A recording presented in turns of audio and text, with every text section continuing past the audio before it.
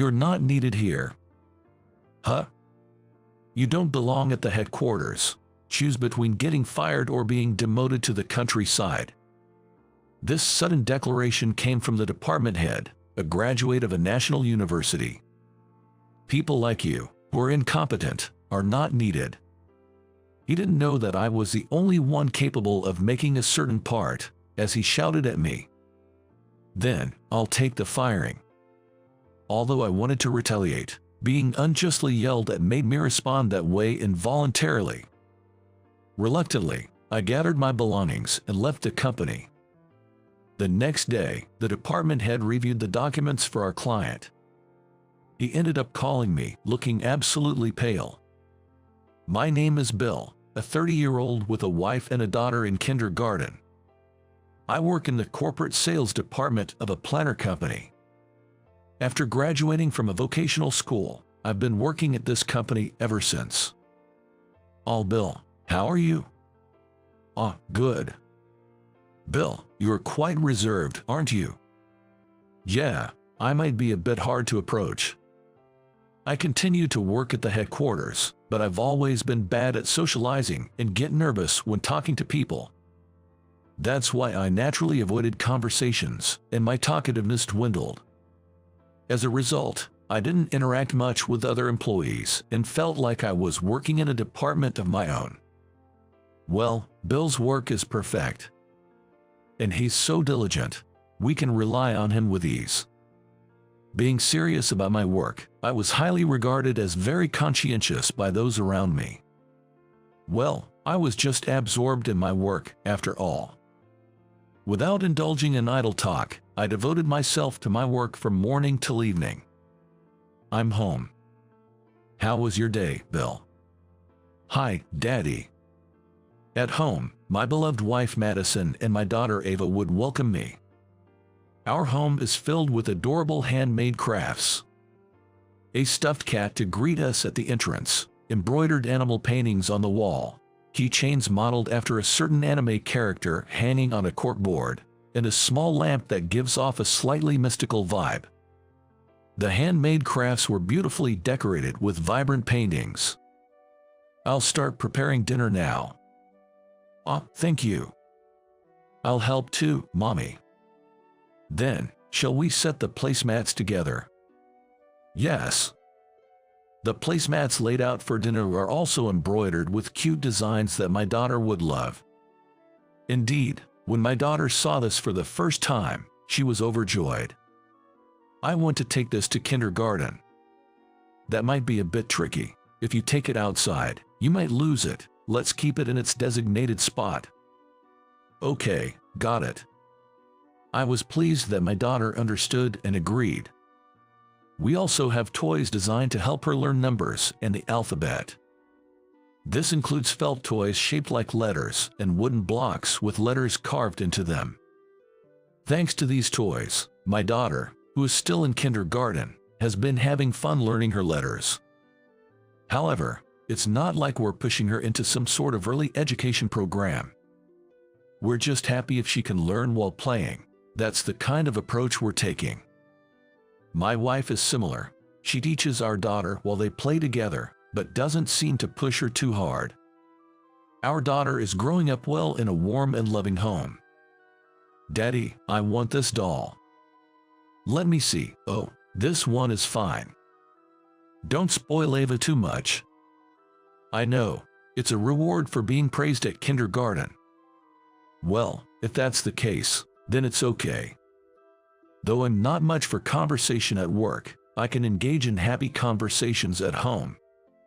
I've been working for a decent length of time, but I don't hold any particular position at the company. That said, I'm not particularly interested in climbing the corporate ladder. I'm content as long as I can continue with my current duties. I find my job to be a perfect fit for me. Once I get started, I can concentrate and find my time at the company both fulfilling and enjoyable. I was content enough to want to do the same job until retirement. Just when work and family life were both fulfilling, an incident occurred that abruptly shattered it all. Starting today, I'll be taking over as the department head here, My name is Kevin, and I look forward to working with you all." In the personnel changes, a new department head was transferred in. That was Kevin. The fact is, people with lower education levels can't do significant work. On the other hand, those who graduate from famous universities, especially with a bachelor's degree, tend to do excellent work. Kevin was known for valuing academic credentials. It seems he himself graduated from Harvard. Among the employees at the headquarters, there were those who had only high school or vocational school diplomas. However, in our department, most of the employees were university graduates. It seemed that I was one of the few with a vocational diploma in our department, and it appeared that Kevin had set his sights on me. "Hey, Bill, the boss is here. Make sure you greet him properly." I did though. Your voice was too soft. Kevin started to pick on me for anything and everything. Why doesn't this vocational school graduate try to consult me? It's creepy how he just works silently by himself. It seems that he didn't like the fact that I rarely sought others' instructions and worked silently on my own. "Don't worry about it too much, Bill." Yes. Kevin prefers subordinates who consult him. I was informed by a colleague, which made sense. He may glare at me with a stern look, "But Kevin, I've finished this task. What should I do next?" Next you should." He would smile and give gentle instructions to juniors who would consult him for everything. In a way, he was easy to understand. There are things that only Bill can do, after all. "Thank you. Now, I'd better get back to work before I get glared at too." I greeted the colleague who shared this with me and then focused on my own work. Indeed, there were tasks entrusted only to me here. I just needed to concentrate on those. I figured Kevin would eventually get tired of meddling with me. However, I would later realize that this was a naive thought. One day, the corporate sales department was discussing the planner lineup for the next fiscal year. Our main products are planners for employees. We pitched to large corporations with samples, saying, "How about this design for your company's planners for next year?"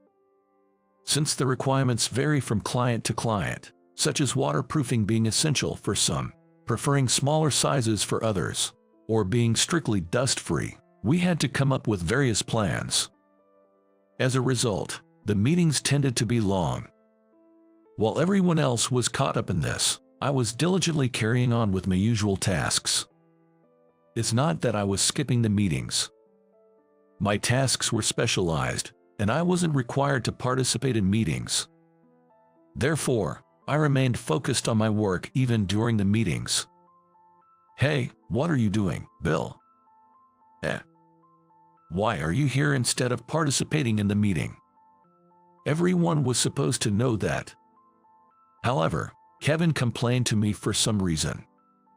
"While everyone in the department is struggling in the meeting, what are you doing?" I was puzzled by Kevin's unreasonable complaint. "I'm just doing my job." I hesitated under Kevin's intimidating tone. "What?" "I've been instructed by previous department heads to prioritize my tasks over meetings."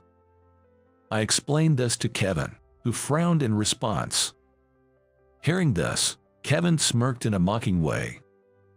"I see. So you're incompetent, and that's why the previous department heads told you it's okay not to come to the meetings." It seemed like a misunderstanding, but I was too slow to grasp what was said and didn't have the chance to correct him. This is why vocational school graduates can't do proper work. Frankly, you're not needed. You're not needed at the headquarters. Choose between getting fired or being demoted to the countryside. I was stunned by what was said. Fired or demoted to the countryside. Just for doing my job. People like you, who are incompetent, are not needed. I tried to retort but was cut off by more yelling, which left me speechless again. "Come on, choose. Fired or demoted." My natural reticence prevented me from finding the right words. Fired or demoted? Then, fired? What? I'll take being fired. Being yelled at made me respond reflexively. You're okay with being fired, then? In that case, an incompetent person like you should leave the company immediately. Then I'll resign. Though it was a reflexive response, after being told off to this extent, I couldn't continue working as before. I chose to resign right then and there. So it was decided. I was fired. I packed my things and left the company. Haha, finally got rid of that useless dead weight. Kevin's voice echoed as I was leaving, making me slump my shoulders. What should I do now? My mind was filled with thoughts about the future and how to explain this to my family. In the end, unable to come up with a good plan, I decided to be honest and entered the house. Wow, it's Daddy. Oh, welcome back. You're home early today, aren't you? My family was surprised but welcomed me warmly, seeing me come home early. I felt tears welling up as I saw their faces. Bill, what's wrong? Daddy, are you sad? Madison, Ava, I got fired. When I said this with a trembling voice, my wife was surprised but quickly calmed me down, saying, First, take a seat. Now, tell me everything. I then explained everything about my interaction with Kevin, trying not to hold back despite feeling like crying. I see, you've had a tough time. You've worked hard up until now. Daddy, you did your best, right? There. Neither my wife nor daughter blamed me. Madison hugged me, and Ava patted my head. I'm really sorry. It's okay. Now that it's come to this, take some time to rest. But what about the living expenses? Don't worry. We have some savings, and I'll ask my manager to increase my shifts. My wife offered to cover our living expenses for a while by increasing her part-time work hours. In return, could you take care of dropping off and picking up Ava? Of course. Daddy's going to come. Yes. Yay, I can spend more time with Daddy. My daughter was delighted to hear that she would have more time with me. Being fired and then immediately seeing my family move forward so positively made me feel grateful. Thank you both. It's nothing. Oh, that reminds me. My wife stood up and brought back a flyer. What's this? A planetarium. Yes, Ava said she wanted to go with you. Is that so? Ava, do you want to go to the planetarium with me tomorrow? Yes, I want to go. Then, please take care of Ava tomorrow. Understood. Meanwhile, back in the department I had left. Where's Bill? We can proceed without him. A few hours later, everyone who had come out of the meeting was looking around in surprise. It seemed they were puzzled not to find me, who was considered a key member of the department. Did he leave early because he was feeling unwell? But all his things are gone from his desk. That's true. What happened?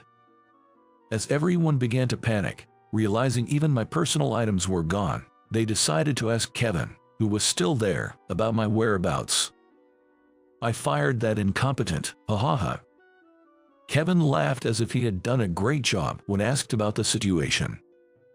This left his colleagues with pale faces in shock. That's unacceptable. Please revoke the termination immediately. They advised Kevin, but it was too late. I had already left the company, and since we hadn't exchanged personal contact information, they couldn't get in touch with me. I did have a company phone, but I had left it on my desk. Why keep someone who can't even participate in a meeting? Isn't that just stealing a salary? You don't understand Bill's worth.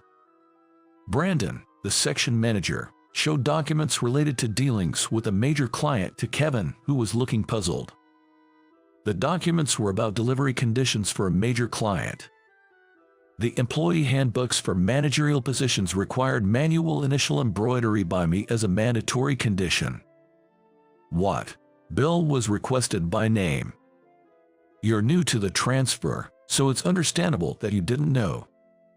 Kevin, who started to get confused, was then handed several more documents with similar conditions from various clients.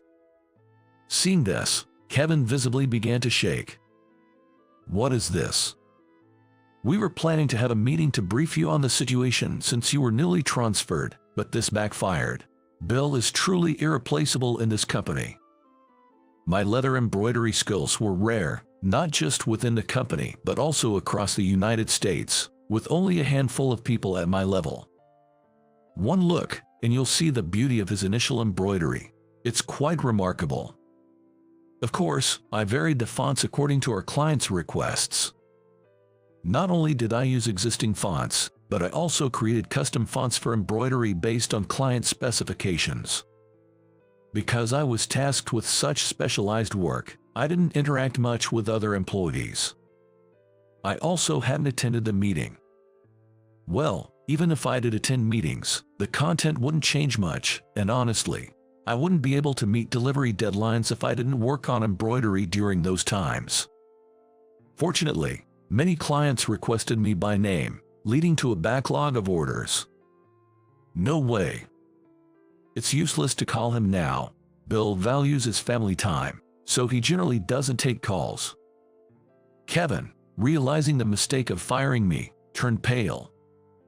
The next day, Kevin apparently tried to call me several times, but I was using the rare weekday off to visit the planetarium with my daughter, so my phone was turned off. Why won't he answer? Please, Bill, pick up.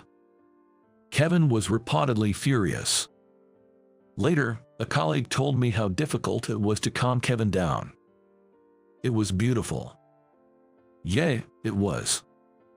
Daddy, can you make those sparkles? Let's see. Whoa. Unaware of this situation, I was surprised by the numerous voicemails from the company as we left the planetarium. What's wrong, Daddy? Nothing.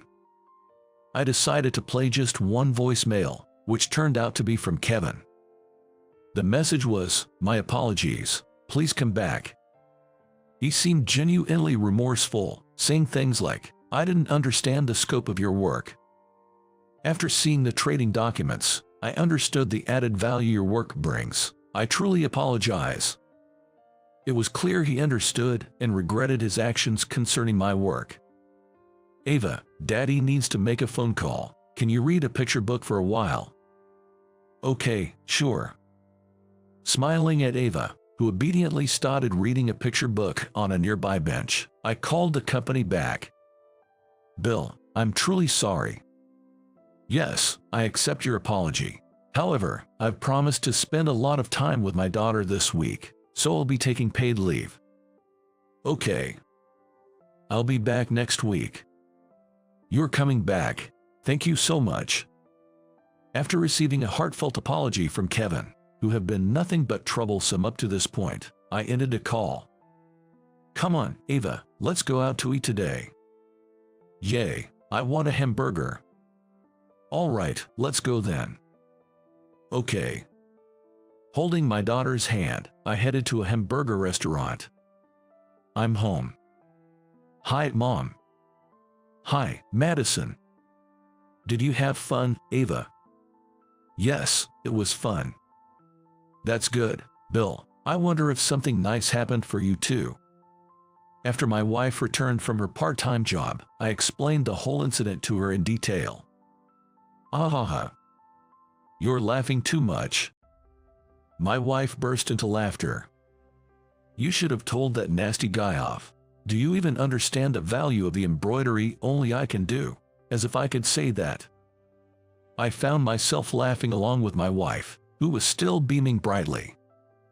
You're too modest. You should brag more about your skills. Saying this, my wife hugged me again. But maybe if I had communicated more with Kevin, this whole termination fiasco might not have happened.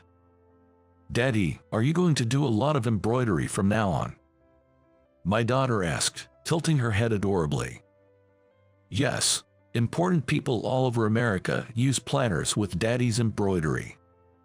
My wife said this proudly as she lifted our daughter.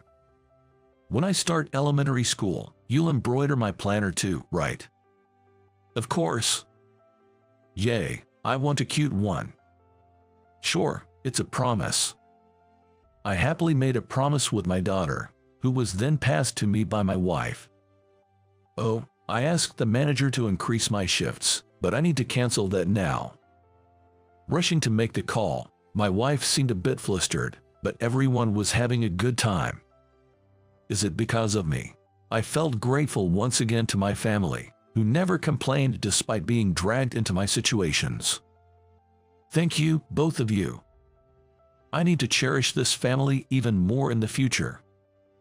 Daddy, I want a cute pattern on the shell of Slimy. Slimy. My daughter brought over a snail plush that I had made for her. She was thrilled when I gave it to her, and it quickly became her favorite. All the homemade toys and crafts in our house, like Slimy, were made by me. Yes, that's good, Bill. You are quite skillful, the complete opposite of your father. You're a joy to teach. From a young age, I learned to craft from my grandmother, who was an instructor in sewing and leather work. Additionally, I studied systematically at a vocational school for sewing. For this, my skills in embroidery improved significantly. And so, I became proficient in all aspects of sewing. Among these, my work with leather embroidery stood out, eventually turning into my profession. I was offered a job at my current company after the president saw the works I created during my vocational school days, expressing a strong desire for me to join their team. And for the record, my father isn't clumsy at all. So, something like this. Well, that's amazing. Unlike your grandma, I can't do embroidery, but I'm good at making these kinds of crafts. My father's hobby was making handicrafts using materials like wood, not embroidery. So, the building blocks and lamps were things I learned to make from my father. Still, embroidery suits me better. When I'm embroidering, I get so immersed in it that I enter my own world. There, all done. Wow, it's like the one from the cartoon. Just as my daughter requested, I added embroidery to Slimy, the snail plush, matching the costume of a popular cartoon character. Thank you, Daddy. You're welcome. Daddy, let's play with Slimy. Sure, let's do that. As my daughter joyfully played with Slimy, I brought out another handmade plush toy. Let me join too. My wife joined in, bringing another stuffed animal with her. We spent some quality time together, making it a fulfilling week. Bill is back. Thank goodness. The following week, when I returned to work, everyone, including Kevin, welcomed me with applause. This is a bit much. Feeling a bit embarrassed, I averted my gaze, and Kevin approached me. I'm sorry for the oversight of my work. It was my mistake. He apologized to me directly. It's all right now. I'm really sorry, thank you. And so, the peaceful environment where I could focus on my work, just like before Kevin transferred, returned. In fact, with everyone supporting me so that I could concentrate, my work progressed even more smoothly than before.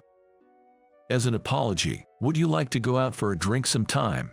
If you don't drink, a meal is fine too. Please let me treat you. Kevin invited me out after work finished earlier than expected one day. Well, it might be tough just the two of us right away. How about with everyone from the department? Kevin had calmed down considerably since then. He must not be a bad person at heart, considering how he's showing concern now. I nodded to Kevin, and we decided to go out for drinks with the entire department. I'm really sorry about everything that happened. I've heard it many times now, so no need for any more apologies. I know I have a short temper and tend to yell at people too quickly. It seemed he was aware of his own issues. I always intend to be more gentle, but... Indeed, he usually addresses his subordinates as you, but at that time, he He did use incompetence in a more informal way. That's why I ended up being so aggressive towards you. I really am sorry for that. Really, it's fine now. If you keep apologizing, it'll spoil the drink. Yeah, you're right. Kevin laughed awkwardly. Having been apologized to repeatedly since we met, I was frankly tired of hearing it. About that, we wanted to apologize too. While we were having this conversation, a colleague spoke up. We were too caught up in our own work to intervene. And we thought you'd eventually figure things out on your own, Bill. We didn't explain things well. We're really sorry. This was partly our responsibility too. It's okay. Seeing my colleagues expressing their remorse, I laughed it off and forgave them. Relieved, everyone smiled back. From there, the atmosphere of the drinking party became lively. I've seen your embroidery. It's truly beautiful. How long have you been doing it? Since I was little. My grandmother taught me. Is that so? Born into it, huh? I always thought you were difficult to approach, Bill, but talking to you now, you seem normally quite kind. I'm not sure what you mean by normal, but I guess I've always been told I'm a bit different. I can sort of understand that. Having a drink together and sharing our feelings like this is important. It felt like a meaningful experience. When I got home, I immediately reported everything to my wife, who was waiting up for me. That's good. Sometimes, it's necessary to have those moments where you can speak your mind. Yeah, I understood that well. You do have an aura that makes it hard for people to approach you, you know. Do I? Yes. You get nervous when you talk to people, right? Maybe that gets communicated to the other person. Her words made me realize something. And because I avoided talking, maybe that's how I got that reputation. Actually, I was nervous when I first met you too. Is that so? I met my wife during our vocational school days. That said, I was into sewing. She, on the other hand, was into design, which was a bit different. Bill. Huh? I saw your embroidery. I fell in love with it at first sight, and I wanted to see more of your work. She approached me because she was captivated by my embroidery, and that's how we started dating. Now, even though she works part-time, she gives me advice when I struggle with embroidery fonts or the next plush toy to make. Have you ever thought about doing design work? Not so much now. The time I spend with you and Ava is more precious. Maybe my thoughts will change when Ava becomes more independent. My wife said this with a smile. Thanks to her, my sense of style has also been refined. I'm really happy. Why? I know how wonderful both your embroidery and you are. Knowing that your colleagues now see that too makes me happy. This time, I was the one who hugged my wife. The day after we talked about that, I want to have a drinking party with Daddy too. That might be a bit too soon for you, Ava. Hearing that I went out for drinks, my daughter expressed her wish to join, and my wife and I couldn't help but chuckle. All right then, when Dad gets home today, let's have a little party with some juice. Yay, Daddy, come home early. Ha ha ha, got it. I guess I need to hurry home today. Good morning, Bill. Good morning. Good morning, Bill. Something good happened. You're smiling. My thoughts were transparent, easily read by my colleagues at work. And so, I shared about the interaction with my daughter. What a lovely daughter you have. Bill, you really do cherish your family, don't you? So, should we aim for a no overtime day today? Well, we'd better get to work then. Everyone laughed at that. Sure enough, I managed to leave work early that day without any overtime. The department has become a much better place than before. And I've become even more dedicated to my work because of it. It's good to enjoy your work, but don't overdo it. Brandon. Make sure to take breaks, okay? Brandon, the section chief, brought me a coffee. He always praised my embroidery, saying its value was irreplaceable. I'm sorry about what happened. You too, Brandon. I'm not worried about it anymore. I figured as much. Here, a big order from a major company. Thank you. I'll start on it right away. No rush. Take it at your own pace. That's what makes your embroidery even more beautiful. Thank you very much. I'm motivated to work hard for people who appreciate my embroidery like this. All right. Maybe I'll make another plush toy for my daughter once I take a break. With that thought in mind, I continued my embroidery work. I'm off. Take care. Bye-bye, Daddy. My wife and daughter saw me off as I left for work. Good morning. Good morning, Bill. I greeted my colleagues and settled at my desk. Well then. Today, I'm once again working through a pile of leather, carefully personalizing each piece with a name, stitch by stitch. Hoping those who use these journals will appreciate them. Crafted with dedication and care. The work I've been doing since the old days can bring joy to someone. Being able to work using what I'm good at. I savor this kind of happiness. Bill, this is the schedule for the company's events. Thank you. Your embroidery is always so lovely. It's thanks to your work that we can do ours. You're exaggerating. At the same time, I'm navigating the conversations with people I've previously avoided. I'm thinking of gradually overcoming this too. I still can't initiate conversations, but I've started to talk a little with Kevin and other employees. Everyone talks to me without rushing, which I appreciate. Thanks to that, I've gradually become less tense. Daddy, next time, I want to go to a party in a dress matching this one. A dress. Leave it to me. I have an idea for a cute matching dress.